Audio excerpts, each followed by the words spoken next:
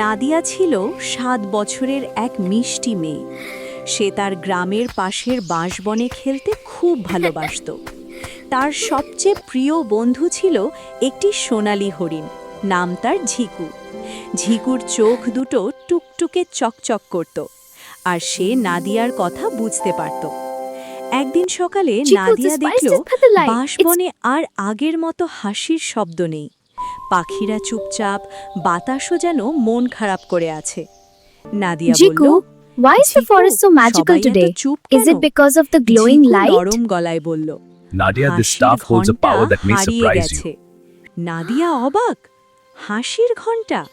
ঝিকু মাথা নেড়ে বলল, হ্যাঁ, এই জাদুর বাঁশবনের মাঝখানে একটা সোনালি ঘণ্টা ছিল। সেটা বাজলেই সবাই হাসত, ফুল ফুটত, পাখিরা গান গাইত। নাদিয়া বলল, চলো আমরা সেটা খুঁজে বের করি।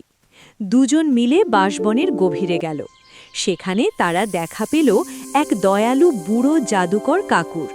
তিনি লাঠিতে ভর দিয়ে দাঁড়িয়েছিলেন।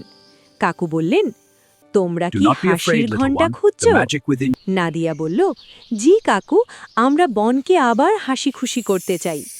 কাকু হেসে বললেন, ঘণ্টা হারায়নি, এটা লুকিয়ে গেছে, কারণ কেউ অনেক দিন ধরে মন থেকে হাসেনি।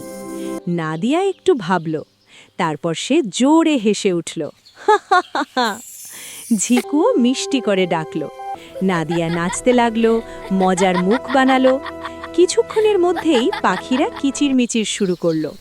হঠাৎ বাঁশপাতার ভেতর থেকে টুংটাং শব্দ শোনা গেল। সোনালি হাসির ঘণ্টা নিজেই ঝুলে উঠল গাছের ডালে। ঘণ্টা বাজতেই চারদিকে আলো ছড়িয়ে গেল, ফুল ফুটল, বাতাস দুলল, সবাই আবার হাসতে শুরু করল। কাকু বললেন, মনে রেখো, the light. আসল জাদু তোমাদের হাসির ভেতরেই ছিল।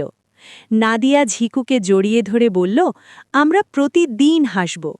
সেদিন থেকে বাঁশবন আর কখনো চুপচাপ হয়নি।